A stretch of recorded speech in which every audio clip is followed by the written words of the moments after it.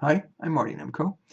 As I said at the beginning of episode 1 of Delirium, I'm no James Joyce, but I like the idea of free associative writing.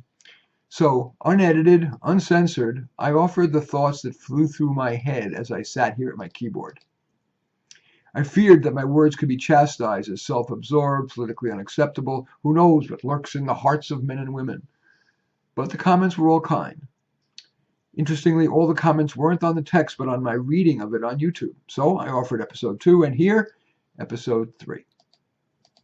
I go all the way. Obsessive, deep dives, and then a sudden, screeching turn to something else.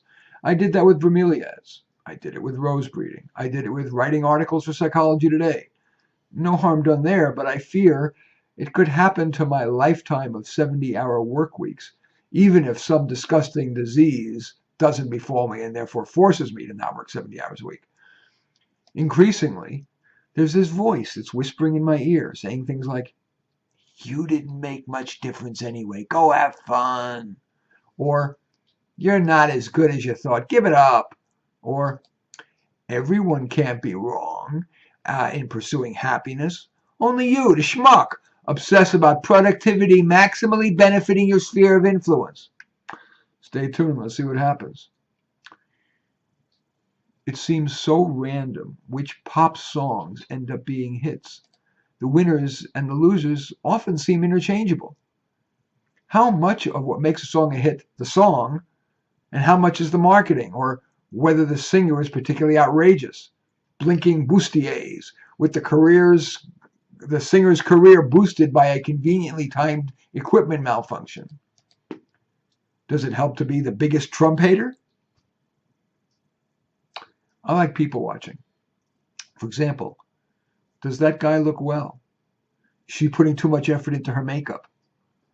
Is that child's sour face character illogical? Is that person's prematurely balding and early paunch signs that he'll die young? I love getting a good deal. I think most people do.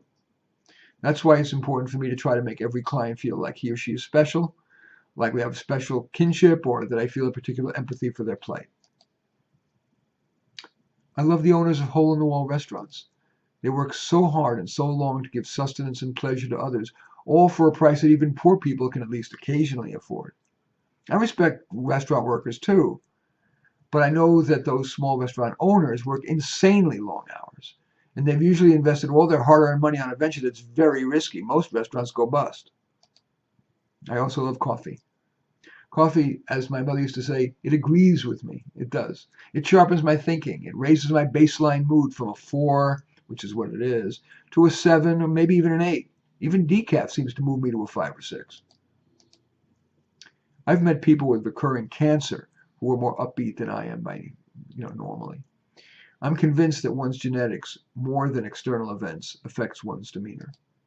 Okay, I've taken up enough of your time. Assuming you've even stayed with me through all these zigs and zags, I do thank you. And I do welcome your comments. Just don't be too mean. I'm Marty Nemko. Thanks for watching.